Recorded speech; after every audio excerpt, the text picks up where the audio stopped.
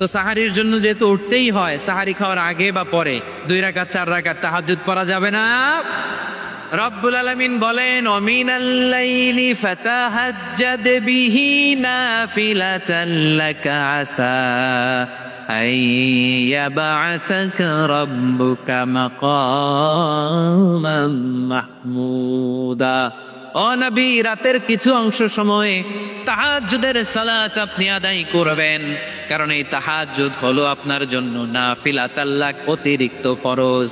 আপনাকে মাকামে মাহমুদে অধিষ্ঠিত করবে কে?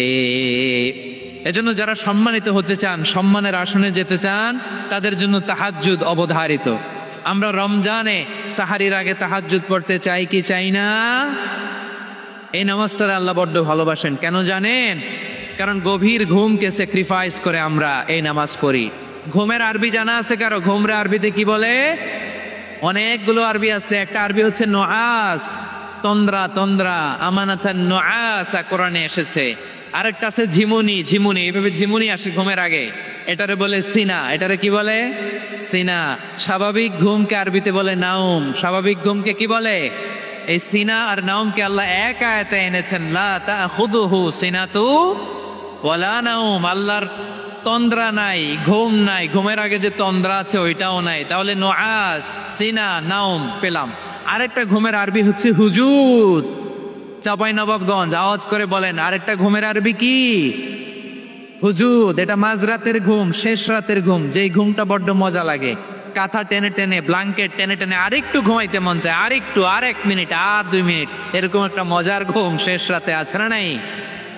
এই শেষ রাতের ঘুম, এই হুজুদের ঘুমকে স্যাক্রিফাইস করে যে সালাত পড়া হয়, ওই সালাতের আরবি নাম হচ্ছে সলাতুল হুজুদ বা সলাতুত তাহাজ্জুদ। চিল্লায় বলেন আল্লাহু আকবার।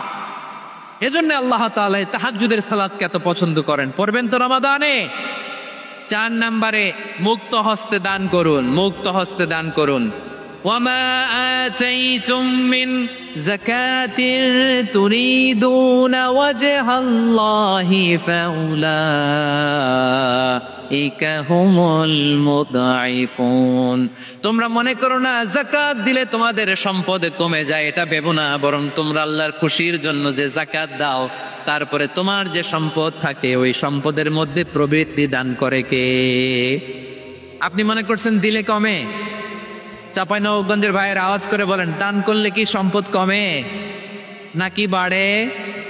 আওয়াজ করে বলেন, কমে না বাড়ে? বাড়ে।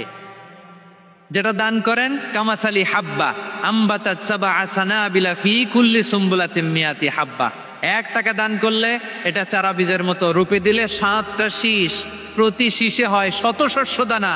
আল্লাহ যারে চায় এরকম বাড়ায় দেয়, প্রবৃদ্ধি দেয়। সুবহানাল্লাহ।